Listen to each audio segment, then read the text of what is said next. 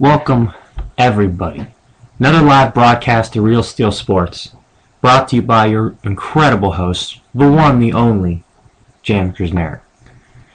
Before I really get started on my featured topic for the night, the Penguins and the Senators, I just want to get to something that happened in the game that kind of surprised me.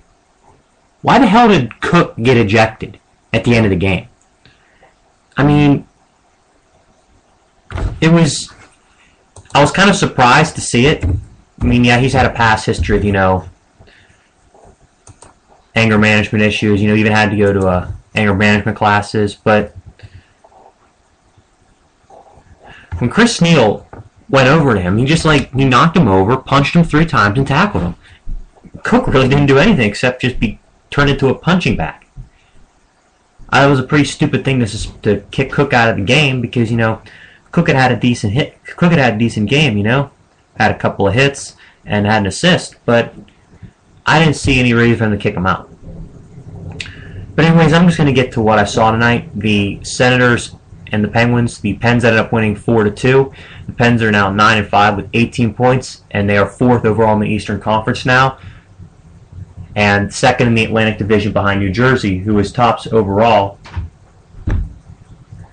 in the Eastern Conference at 19 points. I have to say that the Penguins really played well tonight. I mean, they had a couple of games this past weekend, losing to New Jersey home and away, where they only scored 1 goal. I thought that, it was a better performance, particularly by the stars. Fleury, Neal, Crosby. I thought they played a lot better, particularly Fleury. I mean, 27 saves on 29 shots, percentage of .931. I thought Fleury, played incredibly well. This is probably one of the better games he's played this year. I mean, he was aggressive. What I saw from him is that he wasn't just, sitting back and acting, scared and all that. He was actually being aggressive and really going after the puck when it was in his area. He made plays and really stopped some big shots. I mean, a couple of the saves he made were sick. But the best save of the game, I thought, was when the Senators were close to the Penguins' goal at the end of the game, and Crosby backhands that pass out of midair and sends it back into the Senators' zone. I thought that was pretty funny. I thought that was really cool because you're not used to seeing stuff like that. Like a backhand overhead in a tennis court.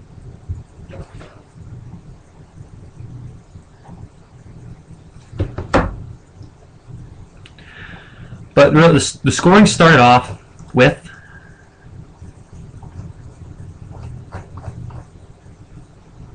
Pascal Dupuis got his 5th of the year. Crosby and Kunis providing assists. Then Paul Martin. No, not Paul Martin, my bad. James Neal scored his 9th of the year on a power play. Then right before that, Stephane DaCosta and Jim O'Brien got goals as well. But in the 3rd period, the Pens put the Senators away, scoring 2 goals, Neal and Crosby. I got to say right now, Crosby's playing some of the best hockey he's played in his career. And, a lot of people will be surprised about that, because of the fact he's used to scoring, a lot more goals than he is this year. But what he's doing is he's just passing the puck around, and, players are scoring players are scoring off his assists. He had 2 assists in this game, had a goal at the end of the game. It was like a wide open net behind Craig Anderson. But I thought Crosby played really, really well in terms of getting puck distribution and making sure that everybody, had a chance to shoot.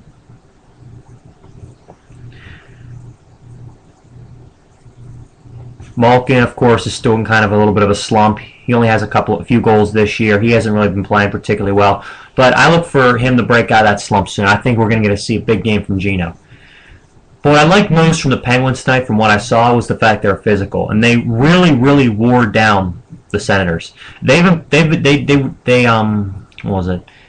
a strategy that I've been looking for them to do, that they've really gotten away from in the past few years, particularly in playoff games, like what happened against the Flyers last year, and even against the Lightning when they were shorthanded that year without Sid and Gino.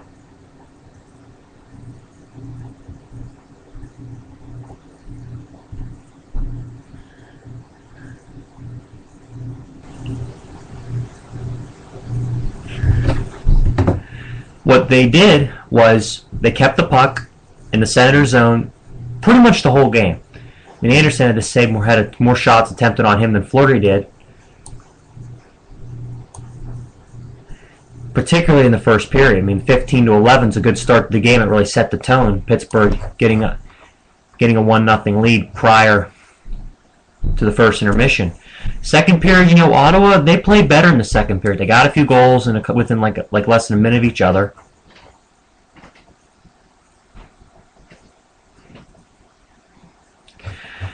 And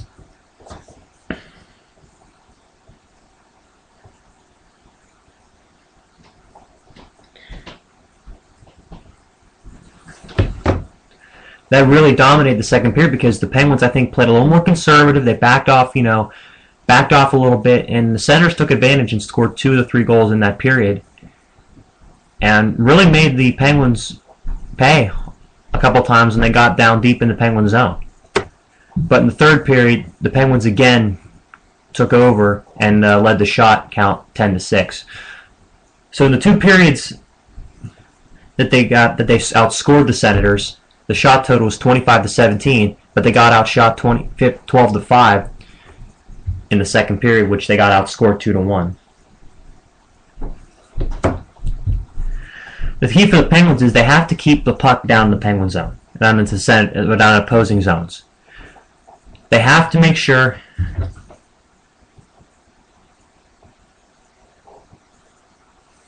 that other teams can't get too many shots on Fleury.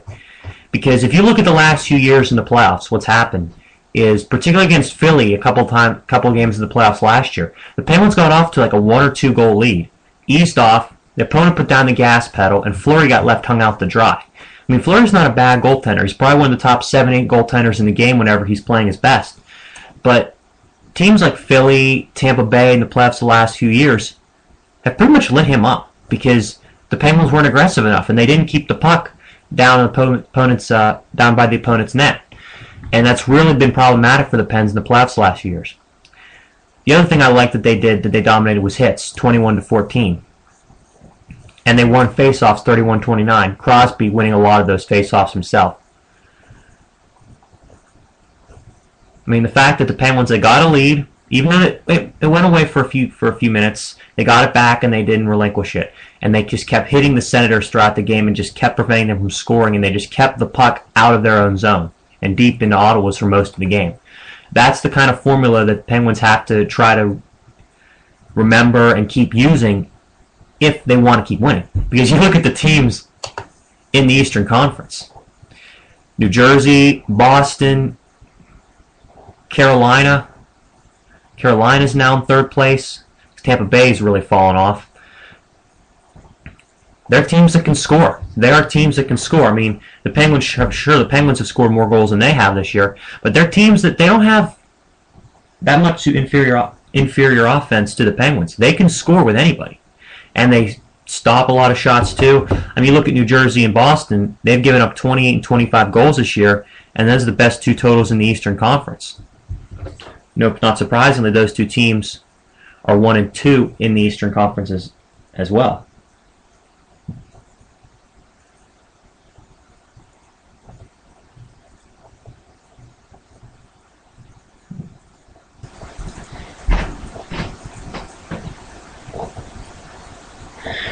But the way I look at it, the Penguins can beat any one of those teams. If they play the style of hockey they play tonight, where they're physical, they keep the puck in the opponent's zones, they shoot, they don't play conservative, they really go after their opponent, and Fleury plays aggressive, and they're really able to try to keep the puck away, like, regularly out of Fleury's area. Like, if they can keep Fleury from having to make too many saves, and they can keep putting up shots, eventually those shots are going to find the net. I mean, I don't care how good your goaltender is. I don't care if you've got Halak at goaltender, or Jonathan Quick, or Lundqvist. I don't care who you have. Eventually, if the Penguins get enough shot at you, goals are going to start to be put up on the scoreboard. If that happens, if the Penguins can score on you, they'll beat you. Because you can't match them goal for goal. They just score too many times. But if you look at the losses that they've had this year, 9 wins, 5 losses, in general. You look at the games they've lost. Toronto, Winnipeg, the Islanders, and the Devils twice this past weekend. None of those games did they hit 3 goals. The Penguins have not lost a game this year when they've gotten to 3 goals.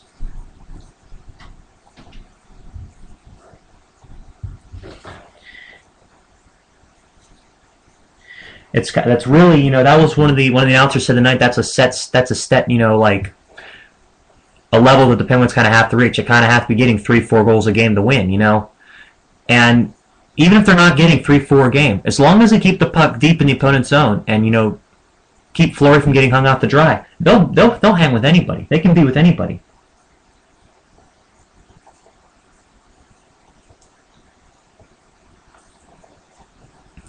Personally, there really aren't too many teams right now in the NHL that would beat the Penguins in a best-of-7 series.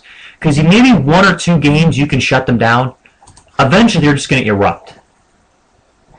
I think Philly last year caught fire, and that was the reason they beat us, and the fact that we left Marc-Andre Fleury hung out to dry in that series against the Flyers. How many games did he give up? Like 4 goals. I think they had like 8 or 9. But just looking at the Eastern Conference, I don't think that any of the teams below Pittsburgh that currently would be in the playoffs would win a best-of-7. Toronto, Ottawa, Montreal, and the Rangers. I don't think they would. I think the Penguins would beat them in best-of-7. Carolina, I think they'd beat in best-of-7 because that's still kind of a young team, even though with the Stahl brothers and Cam Ward at goalie, they're playing well.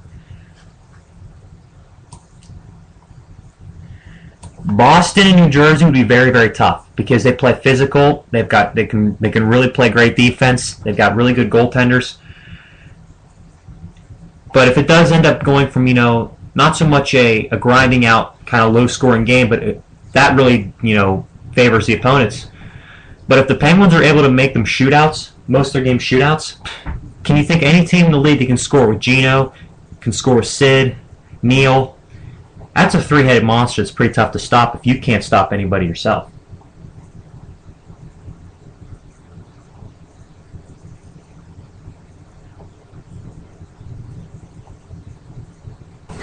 Other scores in tonight's games. 2:12 left in the third period. St. Louis and Detroit are tied 3 apiece in Joe Louis Arena. And Calgary has a 2-0 lead almost halfway through the first period against Dallas.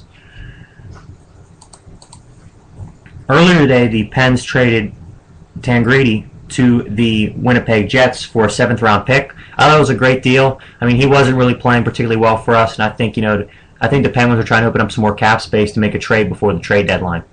I think that really, because they have a lot of cap space left. Some I wish the Steelers had, nonetheless. But if you really look at the teams in the Eastern Conference, the ones in playoff contention, you can probably put Tampa Bay up there, even though they're currently the 9th seed. And Philadelphia, based on merit from them making the playoffs last year, you can go ahead and put them up there. But seriously, Philly has just played horrendous this year. The Penguins blew them out in Philly. Can you think of any teams besides New Jersey or Boston that has a chance to beat Pittsburgh in a best-of-7 series? If the Penguins play smart and keep the puck in the opponent's zones, I really don't see any team that can do that. Even the West, the West is loaded too because you got San Jose, Vancouver, Anaheim, Chicago, each of them with 17 points. Damn. Do I put the Penguins as a lock to win the Cup? No. Do I put them as the favorite? No. I think right now Chicago, with their 10 wins and 0 losses in regulation, are the favorites. But shoot, just look at, how the Penguins have played. When they've played well, they've won big. If they can, like I said, if they can make their game shootouts, they'll win. If they're grinding out grudge matches decided by goaltending and defense, the Penguins are going to be in trouble.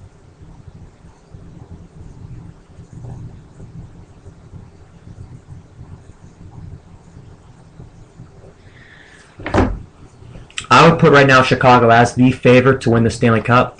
I would probably put New Jersey as second. And then I think I'd put Pittsburgh at third. I think Pittsburgh ahead of Boston because I know Boston won the Cup more recently, but Pittsburgh has more firepower. And even though their defense is playing well, I think Pittsburgh can't score on Boston. All right, that's all I have to say for tonight. I hope you enjoyed that. Next game coming up for the Penguins is this Friday at Winnipeg in a rematch with the Jets. Last time those two teams played, the Jets won big.